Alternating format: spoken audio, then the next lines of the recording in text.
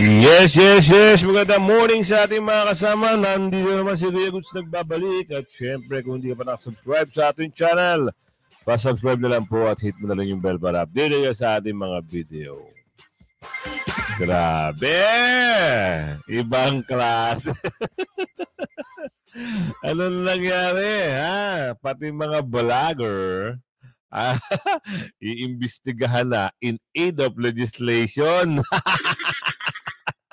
Nag-iiyakan na mga bakula.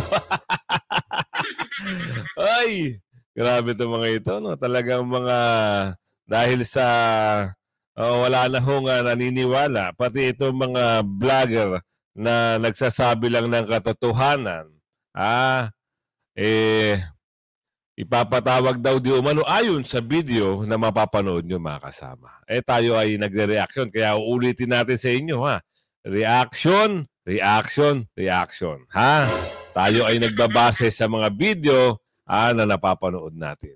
Ngayon, bakit kailangan ipatawag?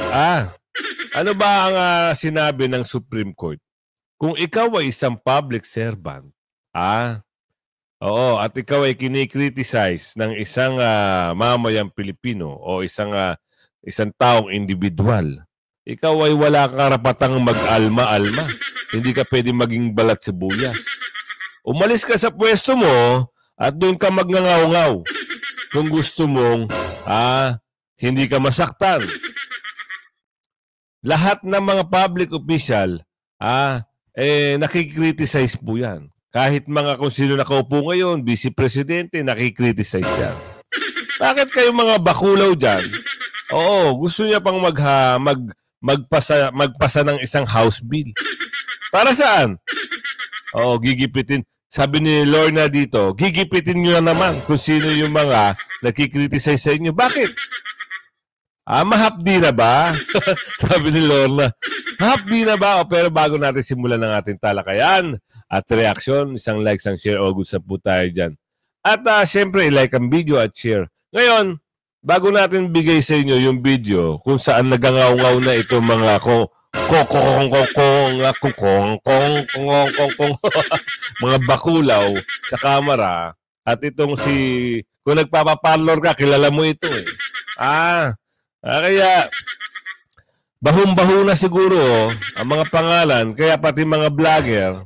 Bakit pag vlogger nila, okay lang? Pag yung mga nagkikriticize sa kanila, hindi pwede? Ganun ba yun? Nasaan na yung freedom of speech? Di ba? Asa na yun? Ibig sabihin, kayang-kaya nyo na lahat ng mga tao? Hindi pwede yun. It's a wrong move, bro. It's a wrong move. Hindi ganun. Baka mamaya, mas lalo pa kayong magkalintik-lintik pag ang taong bayan nagkaroon na ng boses. Kayong mga gumagawa ng house bill dyan, kayo lang naman talaga eh. Kayo lahat ng punot dulo. Ayaw nga ng Pangulong kung sino nakaupo ngayon, ayaw nga ipa-impeach si BP Sara, tapos kayo, pinagpipilitan. Ito, papasok muna natin yung pinag-uusapan dito. Gagamitin daw yung ayuda sa pambili ng, ayaw niyan dito, COMELEC ipapatigil ang pamamahagi ng ayuda. Bakit? Baka daw pamamahagi na kapag may ipatitigil ang pamamahagi ng ayuda kapag may pag-abuso? Parang mali ata ang title. Ibig sabihin, COMELEC ipatitigil ang pamamahagi ng ayuda kapag may pag-abuso. May paliwanag ho yung isang tao dito. Bakit nga naman kasi yung ayuda tinatapat nyo pagdating ng mga eleksyon? Di ba? Tama naman eh. Dapat ginawa nyo yan, wala pang eleksyon o katatapos lang ng eleksyon. Doon yung magpamigay ng pamigay yung mga sinasabi nyong ayuda. Ang hirap sa inyo, kayo, kumukubra ng mga, alam nyo na yung mga bakulaw. Lalo-lalo na, pinakamalaking bakulaw. Diba? Siya yung nakaisip nitong ayuda-ayuda na to. Kahit na namigay ng ayuda, wala, mabantot pa rin ang pangalan. Di ba? Sa sorbet niya, kulilat. Ito, ipasok na natin. para makita natin at malaman natin kung ano ba yung mga dapat nyong tandaan. Kung may ayuda kayong matanggap, kunin nyo lang. Walang problema yun. Kung tanggapin nyo yung ayuda, siyempre, pagdating ng eleksyon, iboto nyo kung ano yung nararapat, sino yung nararapat. Huwag kayong boboto ng basura at trapo. Okay, ito na. Pinangangabahan na posibleng abusuhin ng mga politiko ang pamimigay ng ayuda dahil sa nalalapit na eleksyon. Posibleng gamitin sa political agenda o pakinabang ng mga kandidato na kunwari ay ayuda pero ang totoo ay vote buying na pala ang gagawin. Lahat ng mga ayuda na dapat ibinibigay sa isang buong taon, uubusin po yan sa panahon ng eleksyon dahil ang eleksyon ay Mayo. Sigurado po yan. Marso pala, ubus na yan. Kasi may mga listahan na yung mga senatong at mga congressman na yan kung saan talaga sila mamimigay para ang mangyayari institutional vote buying. Ayon kay Commission on Elections o COMELEC Chairman George Erwin Garcia, kailangan humingi sa kanila ng exemption ang mga ahensya na mamimigay ng ayuda gaya ng Department of Social Welfare and Development o DSWD pagdating sa AKAP. Kung may makikitang anomalya sa pamimigay nito ay magsumbong sa COMELEC. May kapangyarihan silang bawiin ang ibinigay na exemption at ipatigil ang pamamahagi ng ayuda kapag hindi masusunod ang mga ibinigay nilang kondisyon. Once may nagreklamo sa amin na yan ay ginamit sa pamumulitika at yan ay pinabigay lang doon sa ilang grupo ng mga botante dahil yun ay supporter, pwede po namin ipatigil at withdraw anytime ang exemption. Hindi po absolute na nabigay mo na yan dahil wala nang bawian. Pwede po namin bawiin yun anytime at pwede namin kasuhan yung mismong responsible ng mga opisyal. Sa ngayon, wala pang hininging exemption ang DSWD para sa AKAP. Sinisiguro naman ng DSWD na sila pa rin ang pangunahing magpapatupad at maghahatid ng tulong sa mga benepisyaryo ng programa. So wala po kaming kinikilingan o pinapanigang politiko sa ating pag-iimplementa ng mga programa, hindi lang ng AKAP at pati ng mga ibang programa. But we try to reach the rightful beneficiaries based on our assessments and guidelines in the implementation of our programs. Samantala, nilinaw ng COMELEC na pagdating sa pamamahagi ng ayuda sa mga apektado ng pagsabog ng Bulkang Canlaon, exempted sila sa ban ng pamamahagi ng social services. Pero paalala ng komisyon na ang lokal na pamahalaan na lang ang mamimigay at huwag na sana ang mga tumatakbo sa halalan. Huwag naman po sanang abusuhin na magdidistribute tayo ng tulong sa mga kababayan nating mahihirap, kababayan nating nasaktan, nasugatan o kaya nabiktima ng kalamidad na meron pa naman mga pagmumukha. O kaya naman, di ba po ang tulong naman pwedeng mabigay ng hindi naman kinakailangan ilantad natin at ipamukha doon sa tumatanggap kung kanino nang galing. Dante Amento, UNTV News and... Bakit yun sa sa Laguna? Lantaran nga yun, nabidyohan nga yun. Oo, di ba? Ayun, may ebidensya na. Kahit wala siguro magreklamo doon, for sure, pwede humakasuhan. Pwede bawiin. Oo, di ba? Nakita niyo ho ba yung mga video na kumakalat, ha? 15K, 15K? Aba. Oh, chairman. Oo, anong pangalan ng chairman ng COMELEC? Boss! Oo, napanood niyo ba yun? Yung taga Laguna. Oh, sabi ni Lester dito. Kuya Guts, yung taga Laguna, anong masasabi ni chairman? Ay, hindi ko ho alam. Baka siguro. Siya nakakaalam no kung napanood niya. Baka meron siyang idea o baka naman talagang hindi pa niya napapanood. Sabi ni Lester. Kaya maganda sa maganda, puntahan natin yung usapin sa mga negosyante. Kasi meron ho silang umaalma din sila patungkol doon sa nangyayaring mga budget na yan. Ano ba ang pag-uusap niya sa budget na yan? Sabi dito, Makati Business Club nagreklamo versus PBBM. Admin, kapalpakan. Yan ang title. Kaya mas maganda, maliwanag. Sino mga magsasalita rito? Yan ang dapat natin na i-share sa inyo. Para alam nyo kung ano may mga bagay-bagay na magandang araw mga Ito. Maya-maya na kuya. Masyado ka namamadali Kasi the general points po ito ha. Kung ano yung usapin dito, kailangan malaman nyo kung ano yung sinasabi ng mga negosyante ho, malalaking negosyante sa Makati. Baka nga talagang sobra na sila. Sino? Ito naman si Arnold. Sino naman sobra sila? Kilala mo na yung Kuya Guts kung sino. Marami sila dyan. Nagsanib puwersa. Totoo naman, mga kasama. Di ba? Isipin nyo. Ano ba namamayani ngayon? Di ba gusto nilang kunin lahat ng mga pondo? At ayuda, ipamigay daw kuno. Sabi ni Arnold. Anak ng tipaklong Arnold, marami kang nalalaman.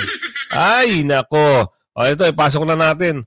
At ano kaya ang hinanaing ng mga business o businessman ng taga Makati? Pag-usapan natin ngayon ang statement ng Makati Hmm. Business Club. Mayroon silang manifesto, statement. Makati Business Club Statement on the 2025 National Budget. May mga kini-question sila na siningit, dagdag bawas sa budget. So, I think pangatlo na ito. Noong December 22, mayroong UP Alumni Manifesto against, in opposition to the 2025 budget. And then may nauna yung pinirmahan ng mga retired generals. Ganon doon, kini-question nila itong 2025 budget. So, salamat dito sa Makati Business Club. Basahin ko ang kanilang statement. 28 December 2024.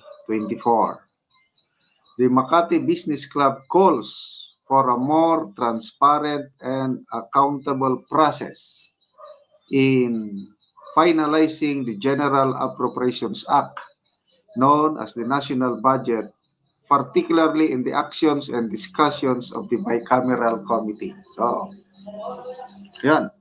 Nirereklamo nila ang BICAM. At the same time, they're commending the President. MBC commends the initiative of President Ferdinand Marcos Jr. in scrutinizing the bicameral approved 2025 budget before its final passage. We are alarmed by some of the adjustments made by the BICAM Committee to the 2025 GAA. In the bicameral approved version of the 25 GAA, DPWH was given 1.1 trillion budget, higher than the Department of Education, which will be receiving 737 billion. This is equivalent to a net increase of almost 289 billion. Putting the DPWH budget higher than the DepEd's may violate the constitutional rule which mandates that the highest budgetary priority should be for education. Okay? So very clear. Ito, may computation ng mga kongresista na mas mataas daw ang budget ng education. Lang, wala yun. Anomalous, sabi ng mga ibang budget analyst, yung computation nila. Next, Congress received a budget increase of 19 billion. There is no sufficient explanation on the need and or justification for this budgetary adjustment. Grabe, no? Sila ang nag-a-approve, ang in-increasean nila ang kanilang mga sarili. Ay, ano nga naman, medyo questionable. So, salamat sa Makati Business Club. Next. Ito mga kasama, is there an explanation iba na po ang nagkakaroon. Iba't iba na po ang nagkakaroon ng boses. Noong nakaraan, di ba may mga grupo na nagsasalita na kasi ayaw nilang yung pondo kasi, di ba? Kaya nga nagkaroon ng sampalan. Tapos ito na mga businessman sa Makati. At meron din yung mga religious group na nagkaroon din ng boses. Ewan ko kung tunay ba yun. Diba? Ayaw daw nilang matuloy yung pagpirma kasi nga dapat aralin muna. Kasi meron mas malaki nga yung pondo tapos meron pang mga pondo na mapupunta sa program. Ibig sabihin nyo, hi! Magbibigay ka ng pondo, tapos saan program pupunta? Ano yun? Diba? Ibig sabihin, ang lumalabas doon, meron silang tangkampag. Tuloy natin to. For the 26 billion allotment for the ayuda para sa kapos sa kita program. Ayan na, akap. Diba? Apparently, a financial assistance subsidy to near-poor families. There is no information on how this will be implemented and conditions required for receiving the assistance. We note that the Senate also has previously questioned the funds for the program. Ito, very clear ha. Makati Business Club, nagreklamo na tungkol sa AKAP. So, kung halimbawa talagang solido talaga yung pagtutol ng sambayanan dito sa AKAP na ito, for sure, mawawalang saysay. Pero kung talagang aaprubahan kung sino nakaupo, wala ho mangyayari. Kahit magnangaw-ngaw kayo diyan sa kagustuhan na nakaupo at sila magdedesisyon, wala ho mangyayari. Tutuloy pa rin yung AKAP na yan. Pero kung mapapag-aralan mabuti at ang sino nakaupo ngayon, talaga namang makabayan, para sa bayan, hindi niya pipirmahan niya at pag-aaralan niya mabuti. Kung gano'n, Lunes na ho ngayon. Ngayon ay araw ng Lunes at sigurado, kasi ang sabi niya doon sa mga nakaraang video, nakaraang balita, baka daw di umano ngayong katapusan, bagong taon, mapirmahan na. Nako po. Oo, kaya marami hong umaalma. Ito, Makati Business Club, nagreklamo. Mayayaman ho yan. Tapos may mga ibang grupo. At siyempre, yung mga kababayan natin na talagang nagre-reklamo rin. Bakit hindi nyo aralin muna? Bakit wag muna kayo pabigla-bigla? Kasi pondo ho ng bayan ang nakasalalay dito. Kung sa tingin nyo ay yung AKAP na makakatulong, sa tingin lang nila. Pero alam na kasi ng taong bayan kung saan dadalhin yung AKAP na yan. Kaya tinututulan ho ng mga iba't ibang mga grupo. So, nakakabilib talaga ang bansang Pilipinas. Tuloy natin. While funds are allotted for assistance to the poor, it is not explained why the 2025 GAA removed the 74.43 billion subsidy for PhilHealth, key agency being the state health insurer. Okay? So, tama. Marami ho kasi mga budget. Maraming budget ang nawala. Kagaya niya sa PhilHealth, walang pondo. Hindi binigyan ng pondo o subsidiya. Oo. Ang malaking tanong nga dyan malaki pala ang utang ni PhilHealth tapos walang budget. Ang lumalabas pa dito, ang pinapalabas pa dito, nagkaroon daw di umano ng isang malaking savings. Umabot na 600 million o billion. Nakakalimutan ko umabot ng ganun. Correct nyo na lang po. Tapos, ano nangyari? Palabas lang ba yun para hindi mabigyan ng pondo si PhilHealth na merong ganung kalaking budget? Samantalang meron ho nagbulgar. Isang doktora. Lumabas sa panuntunan ng isang mainstream media. Tama kung naalala ko. Sa interview ata ni Kuya Ted yun na lumabas doon na napakalaki ho pala ng utang ng PhilHealth na hindi binabayaran sa loob ng ilang taon. Di umano. Anak ng bugyo. Isipin nyo tapos ang malaking pondo, kung sakaling mapirmahan itong budget na yan, saan program? At sa AKAP. Diyos mo yung marimano. AKAP na yan.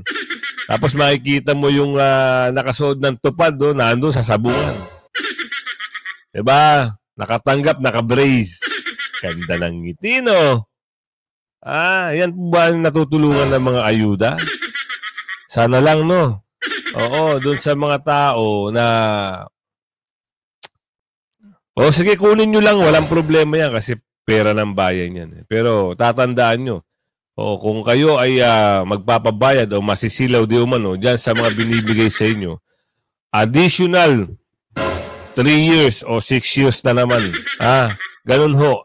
Ganun lang kasimple yun. Kaya yung boto nyo, Wag niyong ibebenta. Ayusin niyo yung pagpili niyo sa tama. Kaya ang kukunin yung tawag dito, ang pipiliin nyo, PDP line, ayos na tayo dyan, ha? Tapos, isama nyo pa yung, yung bagong, may dalawa si Doc Willie Ong tsaka si Richard Mata doon sa lineup ng PDP. Isama nyo lang kasi yun naman sa healthcare. Tapos, yung mga party list, isama nyo yung Duterte party list at Panaw, at isama nyo na rin yung sagip ni Senador Marcoleta. Alam naman natin, si Senador Marcoleta, kahit sa mo pa ikot-ikutin, ibang bansa, Pilipinas, talaga magnanumber 1 yan. So, eto na nga. Usaping ngaw-ngawan, House Bill, ayon sa video. Eto, para sa ating ayon sa video, mga kasama, tayo, sabi ko nga sa inyo, tayo yung nagbabase sa video. Kasi may nagngangaw-ngaw. Kawawa naman kung yung freedom of speech ng isang tao, isang individual, ay kukunin pa rin ito mga bakulaw. Diba? Ibig sabihin, wala nang saysay ang konstitusyon. Wala nang saysay ang Supreme Court. Bakit naman yung mga balat yung nabubulok, masela na ba? Eto, pag-usapan natin dito re-reaction na lang natin. Baka naman daw sabi ni Andy dito, Kuya Gus, baka nabubulok na yung balat kaya sobrang sela na. Sino-sino ba ito? Ito, magbabanggit ng pangalan to si Kuya dito. Pasok. Panibagong update. Ayan, shoutout po sa mga likers po natin. Viewers, sa mga Team Replay, maraming salamat. Magandang gabi, magandang araw, magandang umaga sa ang sulok man kayo ng mundo na roon. Sa mga kapasok lang, huwag kalimutan mag-like and share. And of course, nandyan si Piale Sorina. Shoutout po sa inyo. At nagbabalik po tayo, medyo na mamaos. At hindi pa rin maganda yung ating boses dahil po sa ubo natin, no? Na mahirap. Kuya, erekta muna. Rekta muna, Kuya. Mga kababayan, yan. Yung panibagong inilabas na House Resolution 2147 ng House of Representatives, mga kababayan po natin, kung saan target ngayon sa kanilang gustong mangyaring investigation sa House of Representatives. Yes po, mga kababayan po natin, ay walang iba kundi itong mga vlogger. Yes po, mga kababayan po natin. Mga vlogger po ngayon, no? Ang mga tinatarget nitong 7 house leaders. Grabe, no? Ako, Kuya, sino-sino ba yan? 7? Anak ng tipaklong ba? Ibang klase kayo ngayon. Oo, nung una, pinagtutulong-tulungan nila si BP Inday Sara. Sino yung mga 7 na ito, mga bakulaw na ito. Ngayon, vlogger naman ang... Para saan? Pipigilan nyo ang alin? Magkaroon ng boses? O para ipahayag at i-criticize? Actually, meron na hong nilabas ang Supreme Court dyan. Kaya nga nabanggit natin kanina. Kung ikaw ay isang public servant o public official, huwag kang maging balat sibuyas. At yan po ay dahil kung halimbawa kayo ay magsasampa ng kaso sa isang vloggers, babasura lang po ng Supreme Court. Mag-resign muna kayo tapos kayo ay magsampa ng... Ayun dito kay Roderick, mag-resign muna kayo. Bago kayo magsampa-sampa ng mga reklamo nyo. Ang lumalabas dito, apektado sila nag-iiyakan na. Bakit? Ang babantot na nga daw, sabi ni Roderick, Kuya Goods, mabaho na ho ang mga papel nila. Wala na ho kasing naniniwala. Kaya ang gusto nila at kagustuhan nila, busalan. Ibig sabihin, takpan. Ang bibig ng mga vloggers. Bakit? Sobrang affected na ba, Kuya? Sabi dito, tuloy natin. Ang dami nilang naglabas ng isang House Resolution 2147 para ipatawag, para imbestigahan itong mga vloggers, content creator na mga nagbabatikos. Kasama po tayo dyan. At kung tayo po ay kanilang ipapatawag, tayo naman ay handang humarap. Malay natin, no? May nakita po sila sa atin na kailangan nila tayo ipatawag. So, handa po tayong humarap. At kahit sino mga political bloggers ngayon na mga nagpo-post, nagsasalita sa highly politically motivated na purpose po nitong TUWADCOM or investigation sa Committee on Bad Governance, di ba? Bad Governance. Bakit bad governance ang ginagawa nilang investigation kay Vice President Sara? Dahil lumabas na ang kanilang target ay phishing, maghanap ng kung ano-ano mga ebidensya, no, mga allegation, ano ba yung napala po nila. Piatos lang ang kanilang nakuha, no, may regress piatos lang, no, ang kanilang nakuha sa nangyaring investigation sa budget po ng confidential fund ng Office of the Vice President. Ngayon, hindi nila matanggap ang kakapal ng pagmumuka, di ba? Ngayon, gusto nilang patahimikin po yung mga tao, kayo na mga commentator, yung mga nagpo-post, yung mga nagsasalita, yung mga nagla-livestream, yung mga content creator na bumabatikos sa kanila, ito po yung kanilang babanatan ngayon, mga kababayan po natin. Anyway, hindi pa naman sila nag-invite, pero ito po yung nilalaman ng kanilang gagawing investigation. Sabi dito, 7 House leaders have proposed a congressional inquiry into what they describe as rampant posting of false and malicious content in social media platforms. Wow. Rampant posting. Huh. Ano ba yung ibig sabihin yan? Oo. Pero pag kayo, yung mga vloggers nyo, kung umatake kay BP Sara at kay Tatay Duterte, wala lang kayo, okay lang sa inyo.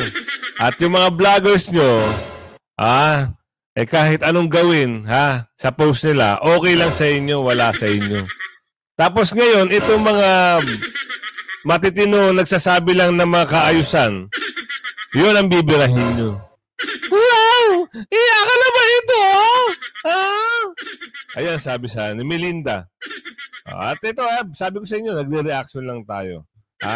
Kung matamaan kayo sa mga issue na nare-reaction natin, ibig sabihin, apektado kayo. Di ba? Ang lalakas naman ng loob nyo, mga bayaw, mga kuya. Ang lalakas naman. Wow. Sa dahil hindi na pinaniniwalaan, eto na, bubusala na, gagawa na ng paraan. Hindi nyo na maluloko ang taong bayan. Mga bakulaw. Tuloy. While safeguarding freedom of speech and ensuring digital safety. No? Ang kanilang purpose daw po, mga kababayan po natin, ay panatilihing nandyan ang karapatang makapagsalita at ensuring daw digital safety. Pero bakit kailangan nilang maglabas ng isang House resolution, dahil nasaktan po ba sila? Di dapat nagba-vlogger na lang yung mga ito, para personally, magsalita sila, kontrahin nila. At the same time, hindi nga nila kailangan maging vlogger, hindi nga nila kailangan maging content creator. Kagaya ng ginawa ni Varvers, bumanat siya sa kanyang plenary, na yung sinasabi niya na House of People, yun ang nagbabanat sa mga tao nag-criticize dahil nakitang mali, sobrang pang-aabuso at sobrang pagsasayang ng kabanang bayan ng kanilang ginagawa sa Quadcom. Milyon-milyon ang kanilang ginagastos. Ngayon, napikon sila, nasaktan sila. Akala ko ba ang sinasabi ni Marcos Jr.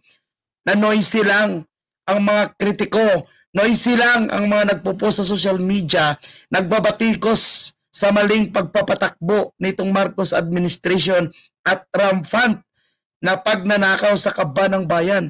Hindi rampant po yung posting ng false and malicious content sa social media platform, kundi mas rampant ang pagnanakaw ngayon. Bakit hindi nila unahin imbestigahan? Di ba? Yung flood control, bakit yung mga nagsasalita ang kanilang gustong paimbestigahan ngayon, mga kababayan? Diba?